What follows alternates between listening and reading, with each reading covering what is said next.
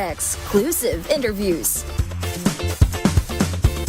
kilig to the bones fan meet experience, and hataw performances of your favorite stars.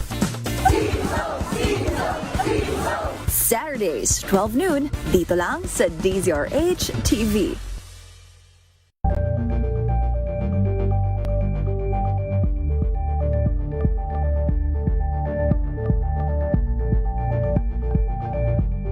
Ito ay bunsod ng naitalang 17 individual na ang kanilang naaresto.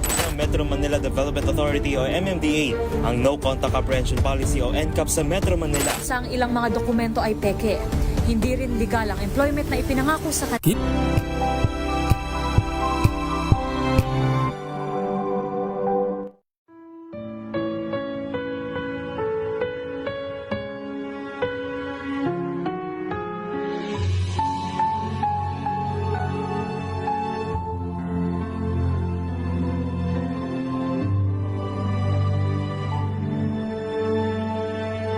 Ito ang oras ng panalangin, padalangin para sa pamilya. Ang mga petisyon na nilalaman ng panalangin ito ay hinango sa mga katuruan ng salita ng Diyos, ang Biblia. Ang salita ng Diyos mula sa Kolosas 3, Kapitulo 18 hanggang 21 at Efeso 6, talatang 4. Mga babae, pasakop kayo sa inyong asawa, sapagkat iyan ang kalooban ng Panginoon. Mga lalaki, mahalin ninyo ang inyong asawa at huwag kayong maging malupit sa kanila. Mga anak, sundin ninyo lagi ang inyong mga magulang sapagkat iyan ay nakalulugod sa Panginoon. Mga magulang, huwag ninyong pagagalitan ng labis ang inyong mga anak at baka masiraan sila ng loob. Sa halip, palakihin ninyo sila ng may tamang disiplina at turuan ng mga aral ng Panginoon. Naway sabayan ninyo ako sa panalangin na ito. Salamat Panginoon sa biyaya ng pamilya na iyong pinagkatiwala sa amin. Tunay nga na ang pundasyon ng bawat pamilya ay ang matatag na pagsasamang mag-asawa. Kaya't aming idinadalangin na sa iyong biyaya at kalakasan, lalong mag-alab at manaig ang pag-ibig, katapatan, paggalang, pagpapasensya at pagkakaisa ng mag-asawa sa isa't isa. Turuan mo na kanilang matuklasan at pansinin ang mga magagandang bagay sa bawat isa, higit pa sa mga kakulangan at kapintasan, maging mapagpatawad at iwasan ang galit at negatibong komunikasyon. Turuan mo sila na lagi magpasalamat sa iyong mga biyaya sa araw-araw at palagiang hanapin ang bawat paraan kung paano sila makapagbibigay ng lakas loob at inspirasyon sa isa't isa.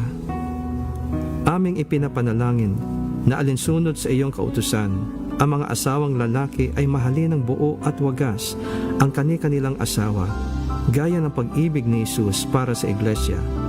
Iyong turuan ang mga asawang lalaki na maging maunawain at pakitunguhan na may paggalang ang kani-kanilang asawang babae upang walang makahadlang sa kanilang mga panalangin. Amin ding idinudulog sa iyo ang mga asawang babae na tulad din ng iyong pinag-utos, sila'y magpasakop at magpakita ng paggalang sa kani-kanilang mga asawa dahil iyong itinalaga na ang lalaki ang ulo ng kanyang asawa. Pagkalooban mo ng banal na takot ang puso ng mga may asawa nang sila ay maging tapat sa kani-kanilang asawa sa habang panahon. Iyo silang ilayo sa lahat ng uri ng tukso na makakapinsala sa kanilang pagsasama at sa kinabukasan ng kanilang mga anak. Pagkalooban mo ng tunay na pagsisisi at pagbabago ang puso ng mga may asawa na nahulog sa tukso o bumali ng kanilang sumpaang banal sa iyo at sa kanilang asawa. Panginoon, aming ipinapanalangin din ang aming mga anak na sila ay iyong protektahan, iligtas sa kapahamakan, pinsala at karamdaman.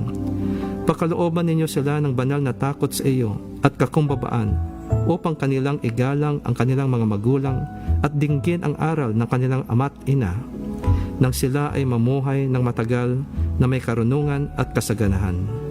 Iyong pagtibayin ang loob ng aming mga kabataan, O Diyos, nang sila ay umiwas sa masasamang hilig at mga tukso ng kanilang henerasyon. Sa halip ay pagsikapan nilang maging matuwid, makatarungan, tapat, mapagmahal at mapayapa magkaroon ng pusong malinis at marunong tumawag sa Panginoon.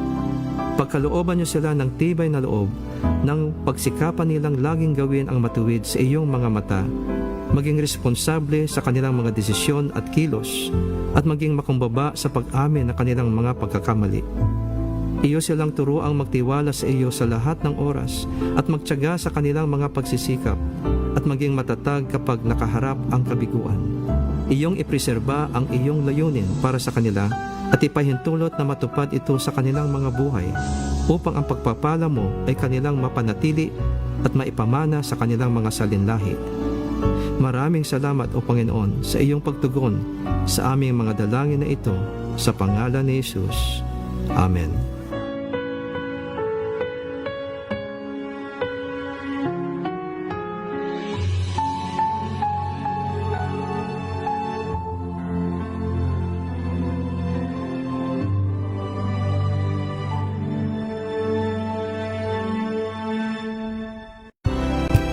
Singko ng gabi. Programang ito ay rated STG. Showbiz Talk Ganun! Makiride na sa mga showbiz balita na tumetrending, mga pinag-uusap. Ang programang ito ay rated STG. Showbiz Talk Ganun! Makiride na sa mga showbiz balita na tumetrending, mga pinag-uusapang nagva-viral. Makiride na sa riding in tandem ng dalawang otoridad ng mga chika, Morley Alinio at Gorgie Rula. Showbiz Talk Ganun! Bago pa nila i-post, pag-uusapan na rito. Kinig na sa Showbiz Talk Ganun! DZRH Makibalita, Makichika, kay Tita Molly at Tita Gorgie. Yes, magandang gabi Pilipinas. It's Friday. Thank God, it's Friday. Ako po si Gorgie Rula. At ako naman po si Morley Alinio. Para sa DZRH, Una sa Pilipinas. Una sa Pilipino. Ay naman. Yes, Tita Morley, kamusta ang Friday? Well, eto pa rin, trabaho. Bakit parang tumutunog yung motor dyan? Kasi ako ng aming kabahayan. Okay. Kaya medyo maingay-ingay dito sa aking kilalalagyan. Anyway, Gorgie, thank you so much. Kumusta ka na? Medyo tawagin na natin medyo alalayan nyo lang ako dahil hindi ganun ka-okay ang aking pakiramdam. At tawagin na natin si Tito Louie Alejandro. Hello, Tito Louie. Hello, Tito Louie. Yes, coming to you live in Arizona, USA. Ako po ang inyong lingkod, Louie Alejandro, your DZRH US correspondent ng programang Showbiz Talk Ganun. Bumabati sa inyo magandang umaga, good afternoon, may magabigat yung amin sa ngapada, buenas noches a todos. Tito Gorgie, Tita Morley, Yes. iba-ibang time zones natin dahil tayo ay Worldwide! Bakit? What are you feeling? Panic Are you attack. okay? Parang feeling ko panic attack nito, Louie. Oo, kaya may feeling ako na parang ang taas-taas ng BP ko ngayon. Pero tuloy-tuloy ang ating chikahan. Dapat na ituloy pa rin ang ating mga pag-uusapan sa mga nagaganap sa showbiz. Diba? Kamusta dyan sa Arizona, Tito Louie? Medyo okay naman. Hindi pa rin masyadong mainit ang panahon. I'm not looking forward to over 100 degrees. Pero so far until next week, mga around 80s, 90s pa rin kami. So, comfortable para sa aming weather. Otherwise, doing okay. Pero, alam mo ba, di ba nagkakakalkal ako ng mga pictures? Di ba nakita ko yung mga old pictures? Yes. Dahil nakita ko yung mga collection ko ng mga paper bills ng iba-ibang countries Paper na nabisita ko. bills. So, Oo. Na ang iba doon, I'm sure expired ipapakita na. ko sa inyo yung mga local currency ng mga countries na nabisita ko na nakolekta ko for the past 50 years at saka yung mga coins at ang napaka-importante na nakita ko yung silver dollars na nakuha ko sa iba-ibang countries. May mga US dollars sa ibang countries na naiuwi ko dito sa Amerika. US dollars? Mga 1800s. Oo, yung mga coins. O di ang mahal na nun, Tito Louie.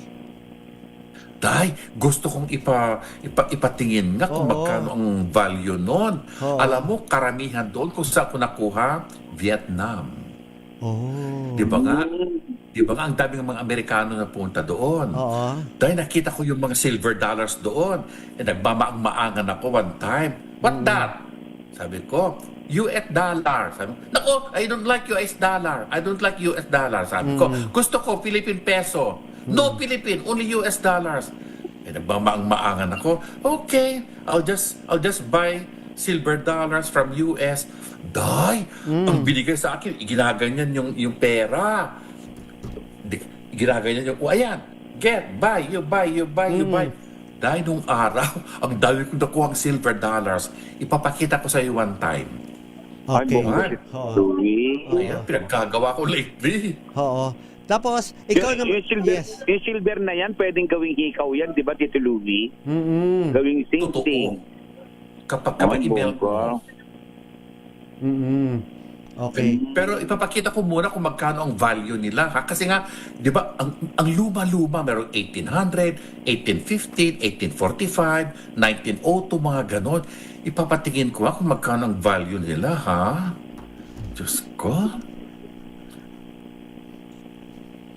O teka, parang nawala ang Tito Nawawala ang Gorgie. signal ko. Okay. Nawawala-wala. Oo, hindi. Mahirap na kasi baka mamawala ako. Oo. Anyway, usapan natin si Bea Alonso at saka si Vincent Ko. Kasi nga, nalaman mo ba, Tita Morley, na parang si Bea at saka si Vincent napapabalitang kasal na raw, secretly. Ha? Ang pagkakaalam ko kasi, di ba, balak nila magpakasal dito sa Pilipinas. And then, yung bonggang kasal nila gagawin sa Madrid. Sa Madrid Spain. Sa Spain, I'm sorry. Sa Spain. Yun ang pagkakaalam Sa ko. Madrid, So, kung magpapakasal man silang dalawa, siguro baka pwede nga nilang gawin dahil walang kaalam-alam ang taga-showbiz na ikinasal na sila. Pero sabi mo nga, di ba, yun ang usap-usapan ngayon. Pakasal na sila. So, sa akin Ang chismis kasi baka i-move daw nila yung date ng kasal nila sa Spain. Oo.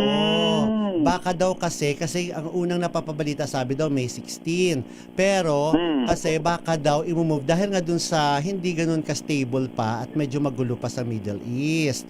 So ang ibang mga invited friends sa close sa dalawa ay nakabili na actually ng ticket at they're waiting kung ano ang final date na talaga para mapapamove nila yung date ng biyahe. Ganon. Well, kung ikakasal na nga sila, it's good for Bea dahil paano naman para magkaroon na rin siya ng sariling pamilya dahil hindi naman siya bumabata. Mga nasa 40 na yata si Bea ngayon. Oo.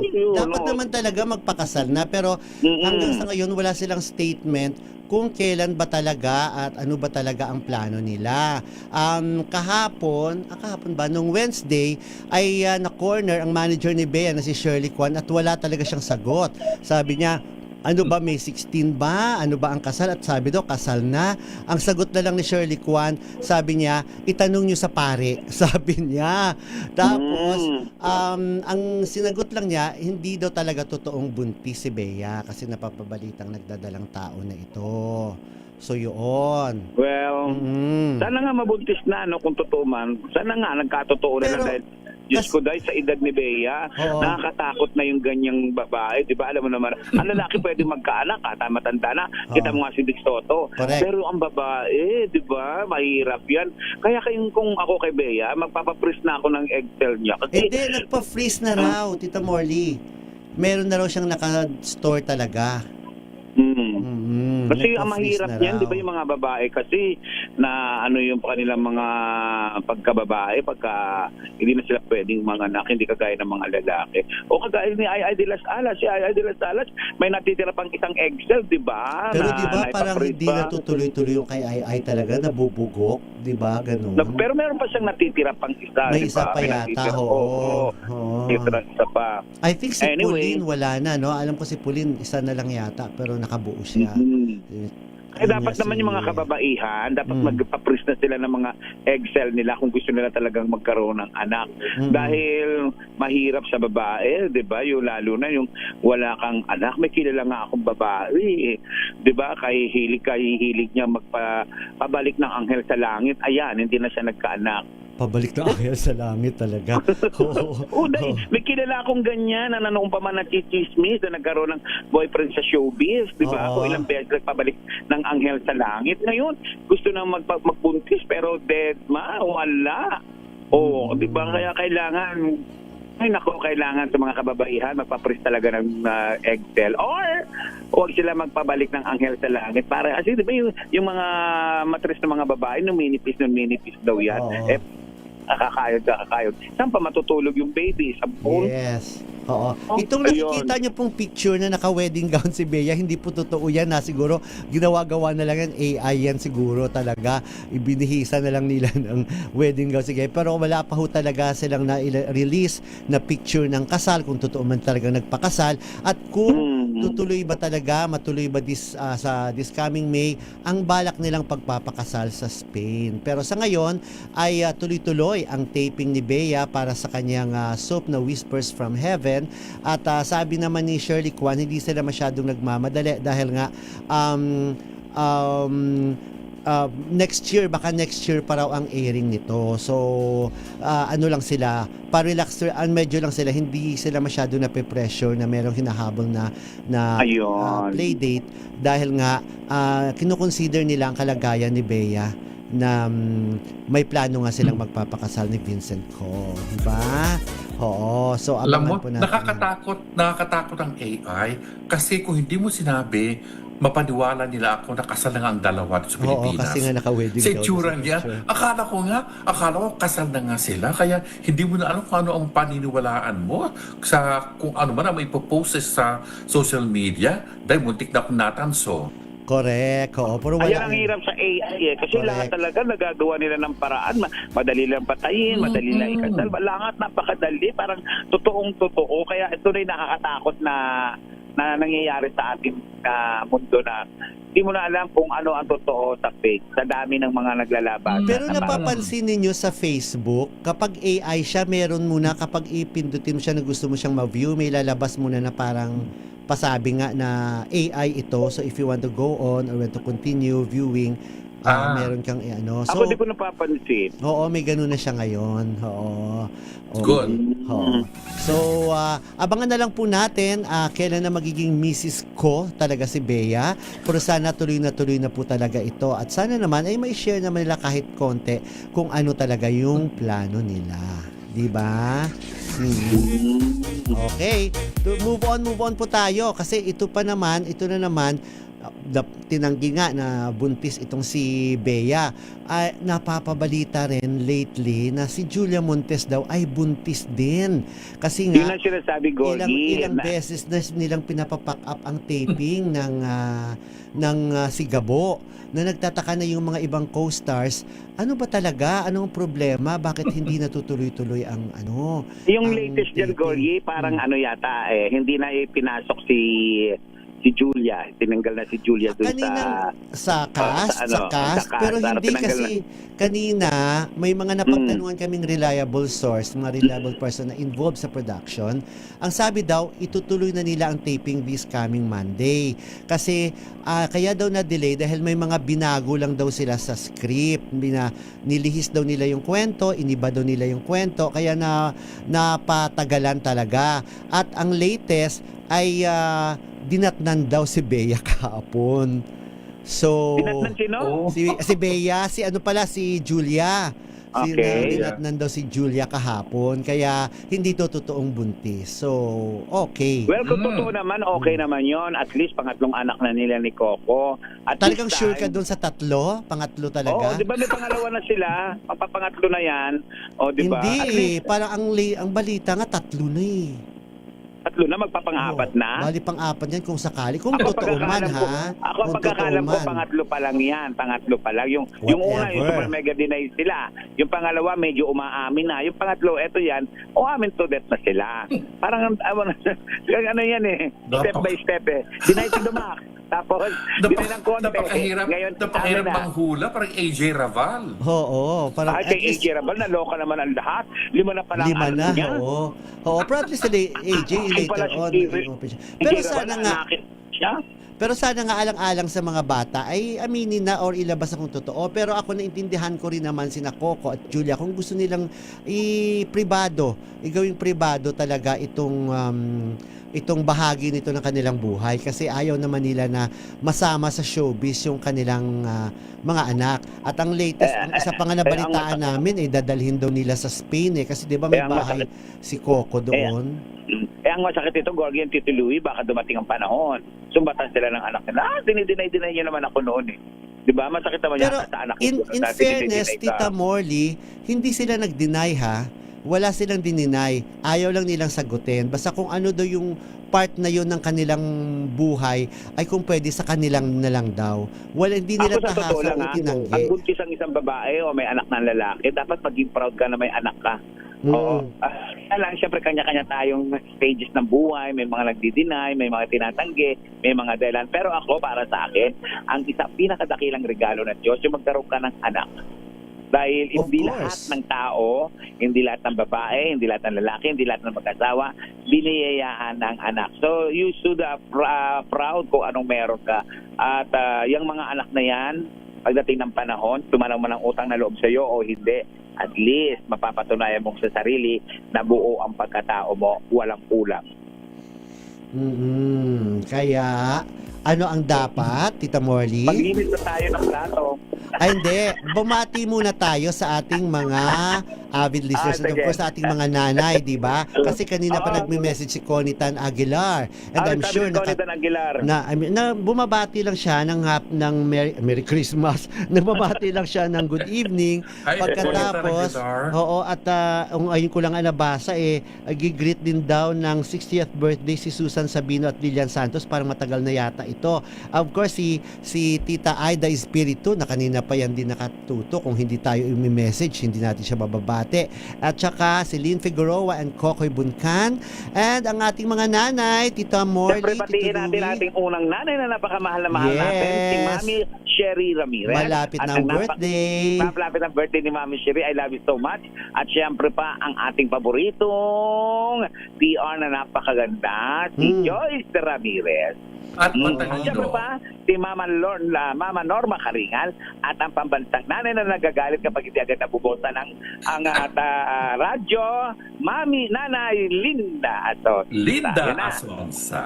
Ayan. Yes. And of course, huwag mo kalilimutan, Tito Gorgie, yung mga supporters natin sa Ilocos, si Mami Gran Araceli Mandac Lasso, Yes. Ding at saka Ray Grace Lasso, Norma Albano, Lisa Ventura Tomas, happy birthday sa iyo, Lisa. Mariel de Reyes, Attorney Sandy Corpus, Dexter Pasion, Joel Yap, Erica Angeles, Yolanda Acobago, Tina Atlando Ruiz, Frank Crawford, hello at Ed Campos at Marilu de Guzman. Maraming salamat sa iyong suporta. Yung sa Facebook, And of course, si Francisco Antonio Ramirez Garcia, si Joel Yap, of course, si Rina Alcantara Mayli. Kailan na natin magigest si Rina Alcantara Mayli?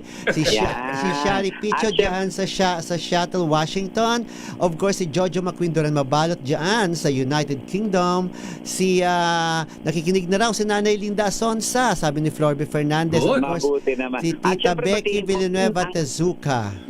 Batiin ko rin ang aking mga best friend, ang aking mga kaibigan, unang tigit sa lahat, si Betri Arteoyaw, Silvia Santillan Rodriguez, and of course, Magnolia Lumba, Dave Teoyaw, Beng Roger, Papa Boy Roger, Susana Villano, and Nestor, papilito ng kaibigan kong yun. Anyway, batiin ko Nestor Cuartero. Nestor Cortero. Nestor Sinabi de ko na lang, Villa. Nestor Cruzado. Ayun. Nestor Cruzado. Ayan, naalala ko din. And of course, si Tess Dangla and Noel Dangla. At higit sa lahat, si Dina Beneofa. Yan na ang ating mga friendship. Yes, ligaya Angki na maaga daw tayong nakapasok ngayon. Maaga ba? Yes, si Dersan, ang isa sa mga solid listeners natin dito sa ating programa at of course sa buong DZRH. Si Ronnie Cruz dyan sa San Juan City at si Shari Picho ay kinukongratulate na si Bea at si Vincent. Parang close sila, ha? Si Zon Ramos de la Cruz, si Vacy Bunsoy, and Marilu de Guzman. Sabi ni Marilu de Guzman, walang denial, gusto ibig sabihin doon ay gusto lang nila ng privacy. Ganun nga naman talaga ang gusto ni Coco Martin at saka ni Julia Montes. Okay, at bago natin, of course, tuloy-tuloy ang ating pang mga chikahan, magko-commercial muna tayo bago tayo mag-commercial. Kaisa muna. Bahala na kayo sa akin dyan. At paalala muna, of course, sa atin pong mga misis. Mga misis na mas masarap sa tenga ang tunog na malinis na hugasin. Yung kapag kinuskos ng daliri, alam mo walang bahid kasi yung tunog. Yan ang heavy duty linis ng Smart Dishwashing Paste. Smart Dishwashing Paste may double tanggaling formula, kaya tanggal sebo, tanggal bakterya pa. Yan ang Smart Dishwashing Paste. Plato, kaldero, plastic linis, fantastic. Smart Dishwashing Paste, a product of ACS Manufacturing Corporation. Gorgie Pito, a proud user of Smart Dishwashing Paste. Mami, laundry day na ba? Kunot noon na naman ba sa makapit, madikit, at malupit naman siya? All you need is pride. Bakit pahihirapan ng self kung sa Pride? Easy and worry-free ang laundry. Sa triple stain away formula, tanggal ang matitinding mancha. Based on taste, chocolate, mud and Sibumon cotton. Gawa ng ACS to.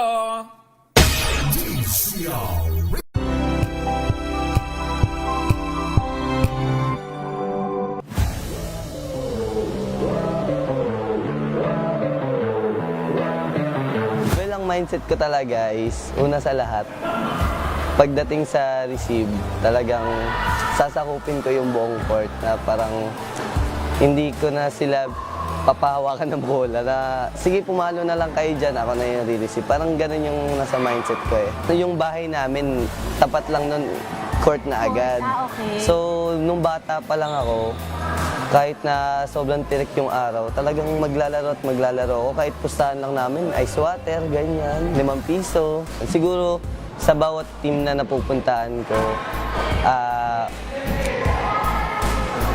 sabay-sabay ko na silang, parang, kumbaga, meron akong mga bagay na pwede kong gawin. Pwede kong pag-switchin yung mga tinuturo sa akin sa national team, sa FEU, sa Signal, sa AEP, mga ganun. Hi, I'm Vince Lorenzo from AEP Cubstars. Panoorin ang aking exclusive interview sa DZRH TV Matchpoint. Mabuhay ang atletang Pilipino!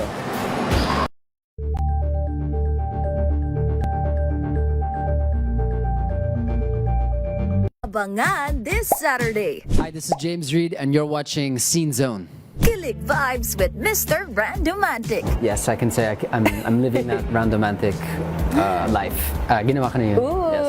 I think maybe twice or 3 times. Hindi lang kita sa final edit of the music video, but there was a lot of fans passing. Troll pa lang Pwede naman. rin naman sa real life. Yes. I wouldn't mind. E paano na lang kung si James Reid ang kasama mong mas stuck sa traffic? Baby, pasensya na, nananaginip pa, hindi na para isisi sa iba. Kung pwede lang na lumipad sa EDSA, di na nga maghihintay pa. Alas 12 ng tanghali, dito lang sa DZRH TV.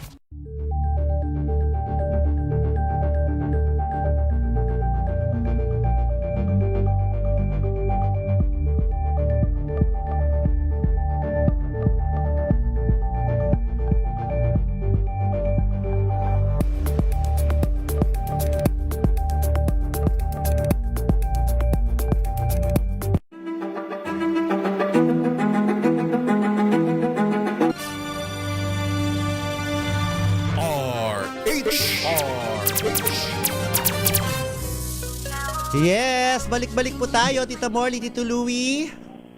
Yes, balik tayo, Huwag Gorgie, kalimutan, and ha? of course. Yes, Tito Louie. Huwag kalimutan yung mga sumusuporta sa atin sa YouTube. Si Ivan Lang na at of course at happy viewing din kay Bert Barrios. Thank you, Bert. Ay, hello. Hindi ko nakita yung sa YouTube, ha. Hello muna, of course, kay Dominic Hasim. Konnichiwa daw sa lahat. Siguro sa Japan dito siya ngayon. Jojit Fedelin, Japan. Beng Becca Madrid, and Tristan Wyatt Gulay. Hello sa inyo. Maraming salamat sa lahat. At kanina nagpadala ng material si Ogener Vice Rodriguez. Nandun siya sa concert ni Akila Paking na hindi nyo kilala kung sino si Akila Paking. In fairness sa kanya, mayroon siyang solid fans talaga na talagang dumagsa doon sa Teatrino. Ang kanyang concert, the OPM Collective ni Akila Paking, at ilan sa mga special guests doon ay sina Isha Ponti, si Andrea Gutierrez, si David Yang, at saka isa pa, nakalimutan ko ang name. Pero puno daw ang Teatrino, sabi ni Ogener Vice Rodriguez. At ito ha, pakinggan ninyo. Pasampulan lang natin si Akila Paking, ang style ng kanyang pagkanta. Magaling siya. Ito.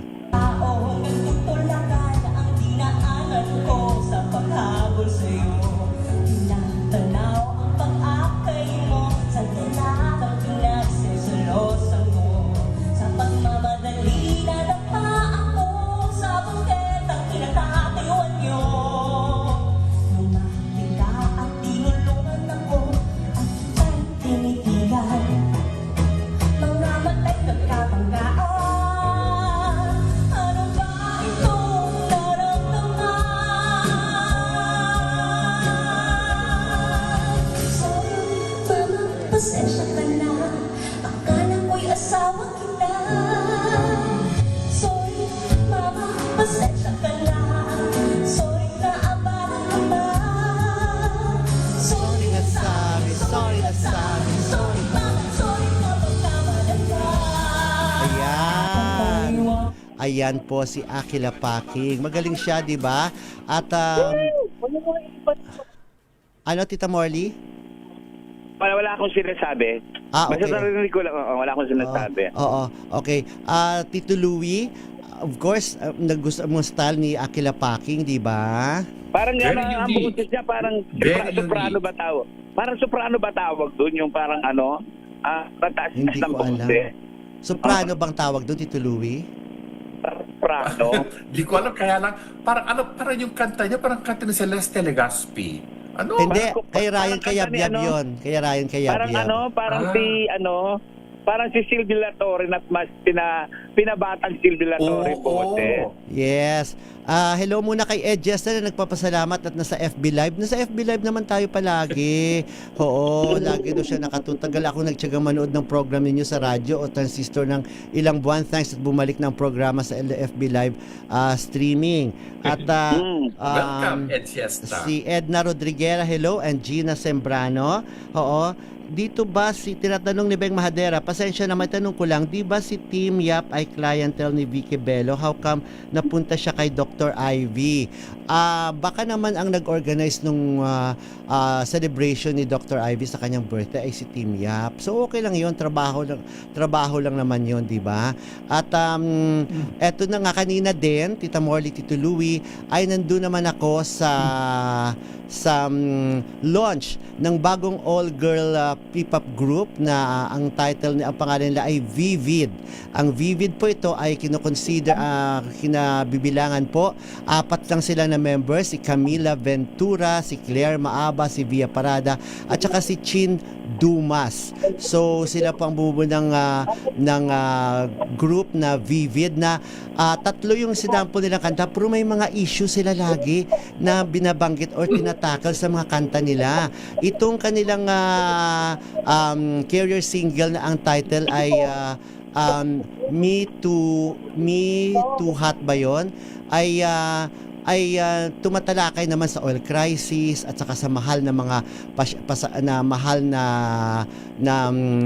pamasahe sa jeepney at saka yung sa pinagdadaanan natin ngayong oil crisis or economic crisis. Yun ang na-inject doon sa kanta nilang Me Too Hot. Ito may pasample sila. Ito muna kung ano yung mensahe talaga ng kantang ito. Ito po ang grupong Vivid.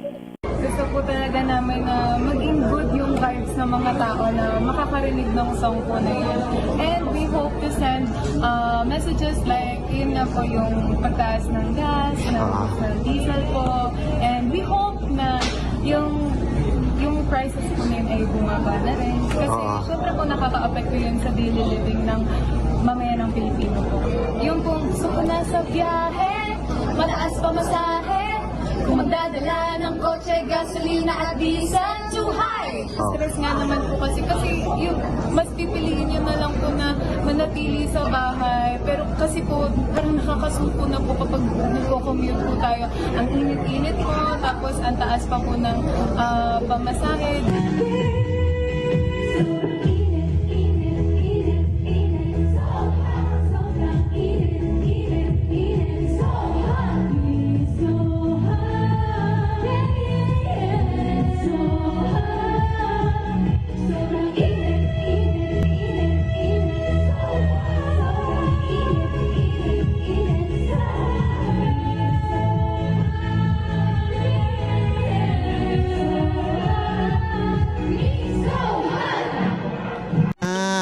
Ang grupong Vivid ang kanilang pasample naman. Alam mo, yung mga kinakanta nila, napapanapanahon naman, ano? At saka, Diyos ko, dagsaan na ngayon ng mga girl group. Girl group, Kasi nga pagkatapos kanya-kanyang ng successful mga performance girl group. ng Bini sa Coachella, andito naman ang Vivid. You know, the more the merrier, diba? So, welcome kayo lahat. Bigyan na lang ng chance at magaling din silang kumanta, ha? Oo nga, bigyan natin chance ng mga ganitong kabataang mga talented na mga kabataan. Yes, Tita Morley, may sinasabi ka? Siya, Gorgie and Tito Louie, magpaalam na muna ako. Kayo na muna, ha? May gagawin lang ako. Ay, may sasabihin ka pa ba, Tita Morley? Ano pa yung komento mo? Wala na ako sasabihin ko, di magpapaalam na muna ako. Ayun na, maraming salamat sa lahat mga fans, sa mga kaibigan, sa mga listeners and viewers. Bye-bye. Thank you. Ayan po si Tita Morley. Blessed weekend. Alam naman yan. Uy, nakatutok din, Tito Gorgie, nakatutok din, ha?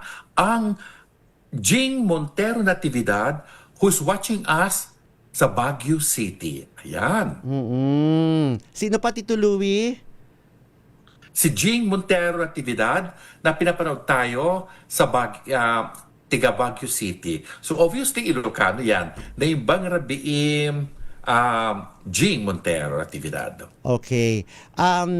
Ito pa rin ang isa pang pinag-uusapan naman ng pumutok naman ngayon, Tito Louie. May bago na namang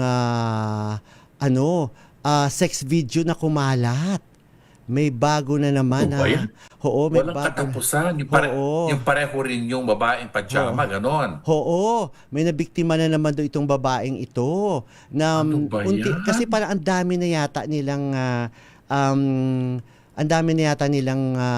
nabiktima talaga ng mga kalalakihan at ito unti-unti na siyang nag-surface talaga at lumalabas-labas na naman itong mga video at itong mga mabenta daw ngayon na binibenta ay ang video ni Manuel Chua, itong character actor na si Manuel Chua at saka itong model ng Bench na si Jaden Fernandez. Ang sexy nila, di ba? At sila ngayon ang pinagpipiestahan online. So, ano ang masasabi mo, Tito Louie, sa mga ganyang kalakaran ngayon? Obviously, ginawa ng business si Pajama Girl kung ano man pinaggagawa ng ganyan. At unfortunately, sa mga artista at mga models concerned, ay ayaw nilang mag-press charges against her. Kasi nga, it's a waste of time. Well, just, it happens.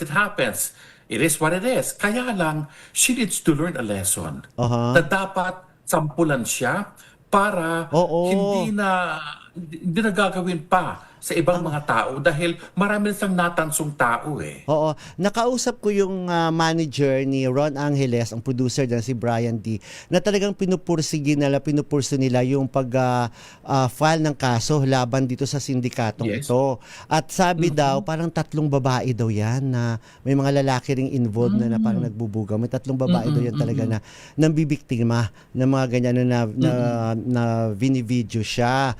Tapos, ang may isa yata na nahuli na. So parang itutuloy nila yung kasi that is a violation. That is a violation of the privacy. At nakita mo naman na masakit din sa isang taong involved at saka yung kaibigan, pamilya na ginawang business to. So obviously, kumikita sila ng pera. Kaya nga, make this a concerted effort para bigyan ng leksyon ang mga taong involved behind this. Totoo. Hindi maganda. Oo. At yun na nga, itong iniantay na lang ngayon ang statement ni Manuel Chua at saka ni Jayden Fernandez kung ano ang masasabi nila dyan sa talagang binibenta at talagang pinagkakakitaan ngayon. That's true. That's wrong. That's wrong. At nabanggit nga, Tito Gorgie, si Marilu de Guzman, itong Manuel Chua pala ay ex-PBB. Dati siya sa PBB. Oo. Kaya nga, at tuloy pa rin, medyo active naman siya sa pag-artista. At yun na nga, nakilala na naman siya ngayon at pinag-uusapan siya ngayon dahil diyan sa issue na yan, dahil nga diyan sa kumakalat na sex video. So sana pero, sa mga in some cases nakakasira sa career nila, pero on the other hand, pinag-uusapan sila at nakakatulong din sa kanilang career, hindi ba? So it's either or. Pero sa totoo lang, yung mga unang pinag-usapan, yung mga sina Gil Cuerva, sina Ron Angeles, nadagdagan sila ng trabaho. Ang dami na curious sa kanila. Oo, si Ron Angeles sinama na sa Apoy sa Dugo ba yun? Nandoon na siya at talagang pinapanood siya at talagang pinag-uusapan siya ng mga netizens online na parang pinagnanasaan, na parang ano naman mga kino-comment nila pag napapanood nila sa series na yon sa Apoy sa Dugo. So yun. Kaya lang, ang hindi naka-successfully trust over, si Paulo Bediones. Sayang yun. Oo, no. Oo, kasi kilala. At saka kasi si Paulo, he was even a very good newscaster. Oo, si Paulo kasi napaka wholesome ng image, di ba? Tapos umabot sa ganun. Tapos syempre sa news ka, 'di ba, dapat maingat ka talaga sa image mo kapag ganyan. Image mo ta. Oo. So wala na, hindi na siya talaga nakabawi talaga. Hindi siya nakabalik. Oo. So sa mga abangan po natin, sa iba pa po, I'm sure may mga lalabas pa yan. I'm sure meron pa yung mga mag-surface na naman, may lulutang na naman ng mga panibagong video na pagkakitaan. Kasi ngayon tatahimik lang sandali. Maya-maya na naman ay meron na namang lalabas. Kaya sabi nga ni Brian D, nung nakausap ko siya, sabi niya ay may nakikipag-ugnayan na rin daw sa kanila na ibang mga kalalakihan, ibang aktor na nabiktima rin, na gusto rin nilang sumama sa pag-file ng demanda dito sa sindikatong ito. Parang sindikato na siya talaga eh. Oo nga. Hindi ko maintindihan kung anong galing meron ang grupong yan na nako-convince nila ang mga artista at mga models na yan to do such a thing at hindi na mamalayan na binibideo na pala sila. Yes. Baka nagkamali lang. Ako hindi ko na maalala talaga yung history ni Manuel Chua. Sabi ni Jovi Cabalquinto, sa Pinoy Peer Factor daw si Manuel Chua. So hindi ko na maalala kung saan na siya. Hindi raw siya housemate. Hindi raw siya PBB. At Chad Pagunsan, hello sa inyo dyan. And Erica Angeles, Edda Rodriguera, hello po sa inyo dyan. Alam mo kanina, Tito Louie, nakaka-text ko si EJ Falcon. Kilala mo si EJ Falcon, di ba? Na dating politician na yan, winner yan sa PBB. Kasama po siya sa Blood versus Duty. Alam mo, nakakatuwa. Wala lang siya kasi mga pictures sa Instagram ko lang nakikita. Nakakatuwa. Ang ng farm niya, talaga ang dami pala niyang alagang mga hayop. pag wala daw siyang trabaho, umuwi siya ng Oriental Mindoro para para magpahinga, 'di ba, kasama ang asawa niya si Jana Rojas. Tapos nag-i-enjoy siya sa pagpapakain ng manok, pato, may ibon siya, parrot daw, tapos may tortoise, meron siyang kabayo, may tupa. Wow. Ang dami niyang mga alagang hayop na nakaka-relax din, na Relax, oo. distress, 'di ba? Nakakatanggal din ng stress talaga. So nandun malaking bagay talaga, Tito Louie, ang farm, 'di ba? Kapag nasa nature I ka, agree. makakaano talaga. Kasi I don't know kung nabasa mo 'yan or nakita mo yan sa social media. Nang isa do sa kapag may mga na-feel ka mga negativity or hindi magandang nararamdaman, katulad yan, medyo hindi okay taga pakiramdam ko. Yumakap ka raw sa tree, sa kahoy. Yumakap ka raw sa kahoy, tapos parang doon mo raw ilabas lahat ang mga negativities or mga hindi mo magandang nararamdaman. Kasi sa nature, ang isa sa pinakamatibay na gawa ng Diyos sa nature ay ang kahoy. 'Di ba? Ang punong kahoy. True. 'Di ba? 'Di ba umaabot ng ilang century pa nga yung ibang kahoy, 'di ba? Umaabot pa ng ilang taon. So, matibay do talagang kahit doon mo raw ilabas yung mga Ibuhos. Ibuhos at yumakap ka raw sa tree. That's good to know. That's good to know. At least, sa mga saan mo naman na pakinggan yan? Parang for some reason, parang may katotohanan naman yan. Kasi at least, ang trunk ng tree, hindi ka sasagutin or pasaway. Doon po may bubuhos talaga yung feeling mo. Oo, sa tree, 'di ba? Talagang na-absorb daw niya yung mga negativity at matibay kasi siya, kaya kaya niya yun malalagpasan if ever. Tapos ito namang kapag sa bahay daw, pag isang bahay, pinag-usapan namin yun ni Tita Morley kahapon, pag yung isang bahay na matagal nang hindi natirhan, kaya si Tita Morley ngayon umuwi-uwi sa Laguna kasi talagang gusto niya na may bahay, may tao lagi sa bahay niya. Kapag hindi raw natitirhan, bago ka raw magstay doon, magsindi ka raw ng kandila sa gitna para daw yung mga positivity, ma-attract. Tapos, mag-flash ka sa inidoro, sa may basin doon, ay isabayan mo daw ng asin para i-flash out ang mga negativities. Tapos, pumunta ka raw sa wall, sa may dingding, 'di ba, sa wall. Tapos hawakan mo raw, tapos kausapin mo kung ano yung gusto mo or kung ano mo drive away na bad spirit or kung anong gusto mo mangyari sa bahay, ibulong mo raw diyan sa wall. I don't know kung maniniwala ka. Well, it doesn't matter whether I believe it or not. Kaya lang, kung malakas at very strong ang faith mo, that helps. Parang nagbibigay din ng magandang vibes sa sarili mo. Di ba ginagawa na yan sa Petra?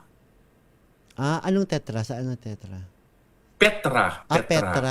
Petra sa Middle East. Sa Petra, oo. Petra ba they touch the Petra? wall, Petra yun? Oo. They touch the wall at doon they pray. So, meron din katotohanan. Yung sinasabi mo na if there is a concrete wall at you put your hand against it and say something, parang ganun din sa Petra. I think Petra is in Jordan, isn't it? Hindi ako sure. Yata. Sa Jordan. Petra ba? Hindi Pietra? Or Petra, ano? Hindi, Petra. Okay. Hello muna, Ferdinand Ferdates Cruz, diyan naman sa Osaka.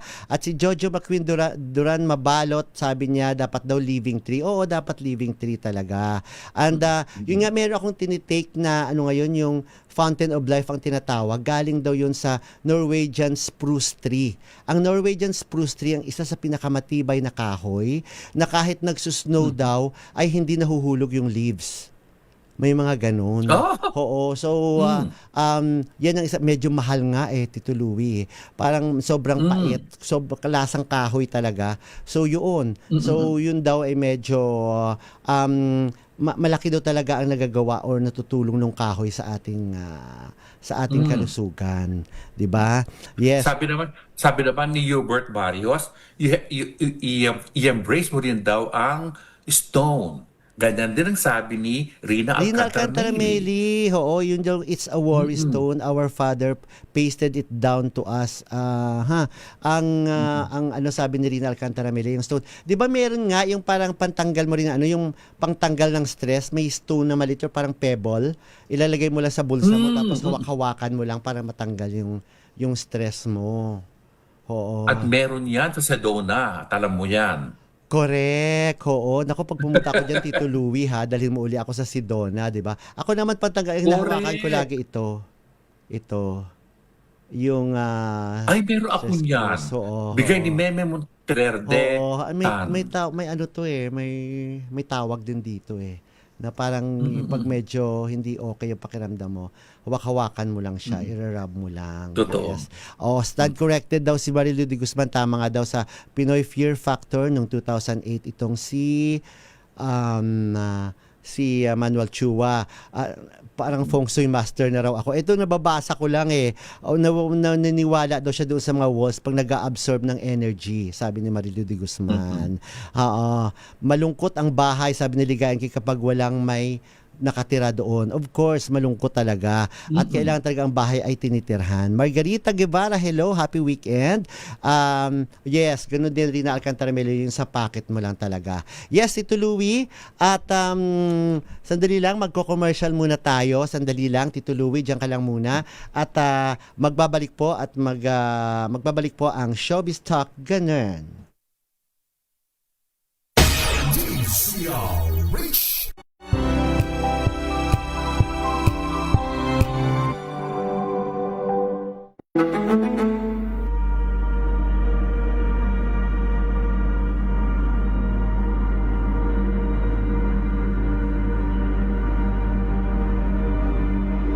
That almost 1 in every 5 priests is undergoing a mental difficulty or emotional burden.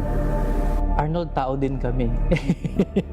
At isang bagay na maari din namin talagang maranasan is yung nararanasan ng isang tao. Sa kasalukuyan, ang simbahan ay nasa direksyon na ng tinatawag na new evangelization. Actually, kapag pinag-uusapan yung separation of the church and the state, dapat mas unawain natin na hindi nangingialam ang simbahan dahil gusto lang niyang makialam.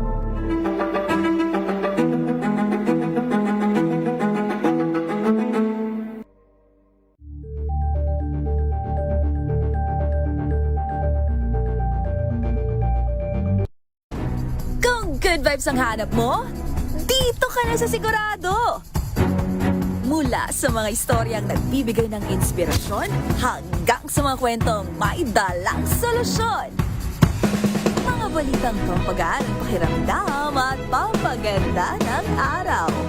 Hindi lang ba sa good news, kundi the better news.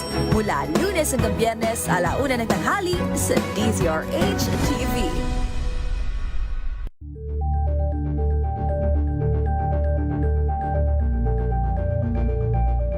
Ambalang Anthony Taberna at Jerry Baha ang gigising sa inyong umaga dahil lalatay ang humahagupit na diskusyon at komentaryo Lunes hanggang Biyernes sa 2x2.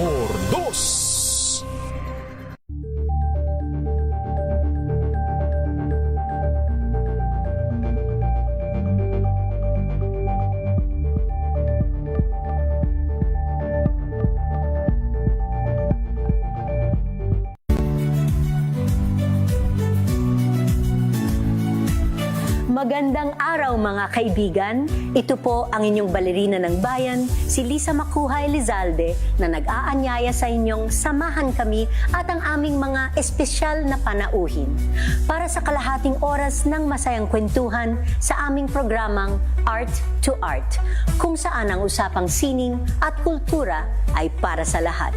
Huwag kaliligtaan, tuwing linggo, 3:30 ng hapon, dito lamang sa DZRH Radio, DZRH TV, at via online streaming.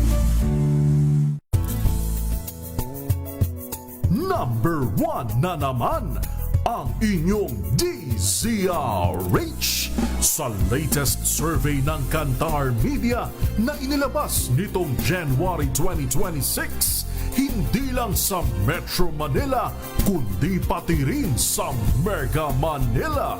Patunay na DZRH lang ang inyong tunay at totoong pinagkakatiwalaan.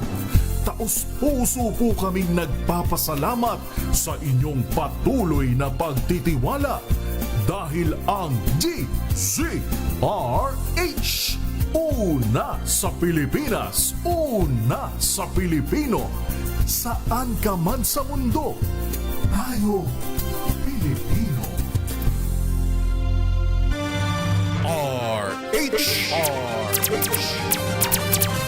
Yes! Balik-balik po tayo, Tito Louie. Thank you very much at nandiyan ka pa rin nakatutok. Pasensya na. Kailangan medyo mag-break. Ayan. Pero ang laki ha, Tito Louie. Hindi siya mag-ano sa pocket mo. Parang masyadong malaki sa pocket. Ito nga, maraming nakaka-relate doon sa ating sa ating pinag-uusapan kanina. Kasi si Marilu de Guzman daw, pwede mo rin daw ilabas yung mga negativities or yung mga hining mo.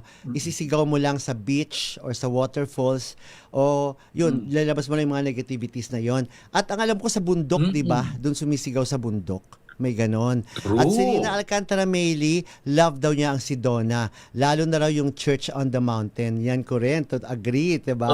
Love ko rin. Ano nga yung ano na yun? Resurrection. Ano ba yun? The Resurrection. The Church of Resurrect. Ano ba yun ang pangalan ng church? Tito Louie? Parang may resurrection. Ay, doon sa Sedona? Oo. Naku, anong pangalan doon? Oo, basta ganon.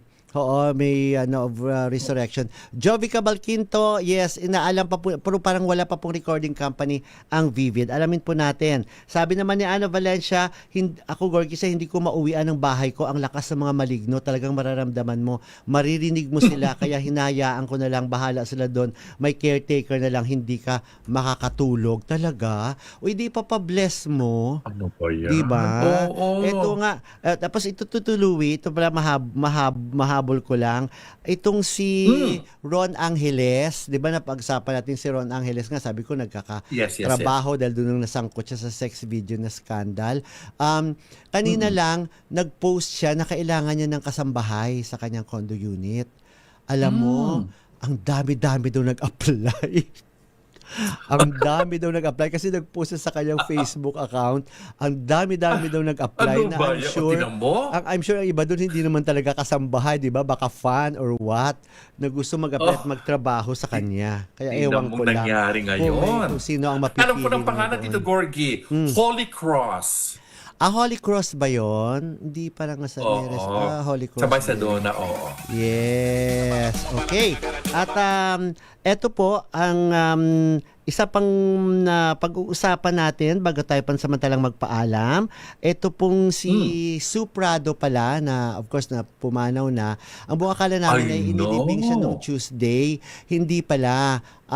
Sa Sunday pa ang kanyang libing ng kanyang inurnment. Yung kanyang urn ay ililibing doon sa Loyola Memorial Loyola Memorial Park sa Marikina. At supposed to be ay kasali si Sue Prado sa pelikulang The Red Flying Balloon.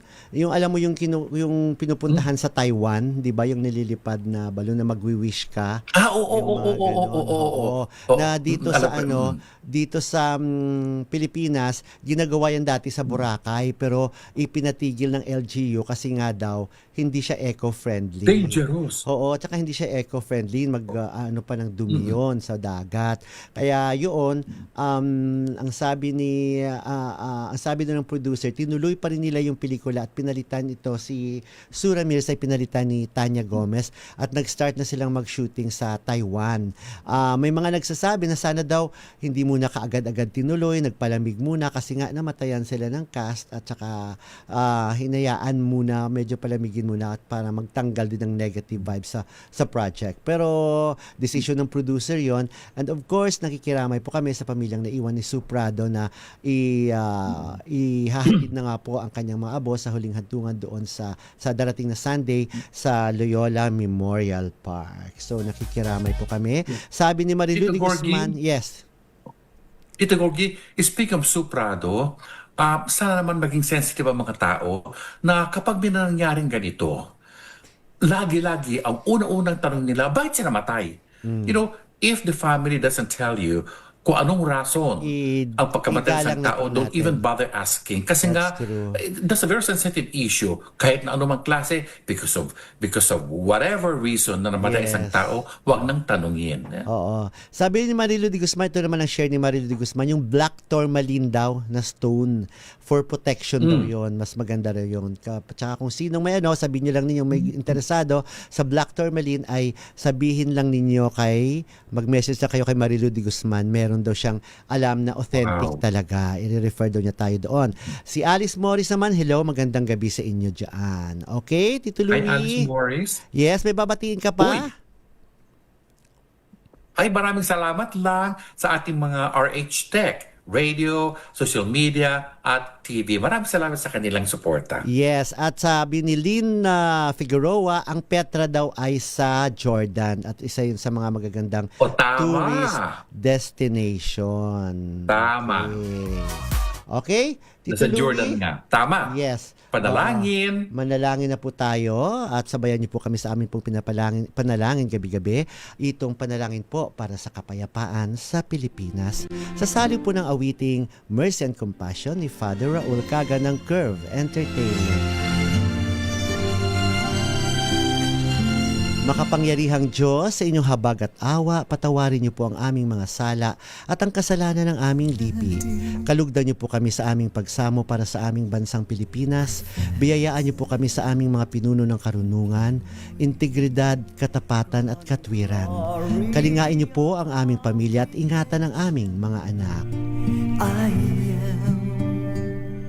Tulungan niyo po kami maging matuwid na mamamayan na namumuhay ng mapayapa, matapat at may tunay na malasakit, pagtanggap at pagpapatawad. Protektahan niyo po ang aming aming bayan sa anumang banta na pananakop ng dayuhan at nakabawasak ng impluensya at ipagtanggol kami sa anumang uri ng paglabag sa batas, terorismo at digmaan. Pagkalooban niyo po ang aming bansa ng kapayapaan, pagkakaisa at kasaganaan at hayaang maganap ang tunay na pagbabago sa aming bayan upang kami ang maging iyong liwanag sa Asya at sa mundo. Amen. Amen. Maraming salamat po sa inyong pagtutok sa aming programang Showbiz Talk Ganun. See you on Monday. Tito Louie, mayroon ka pang message? Yes, ako po si Gorgie Rula.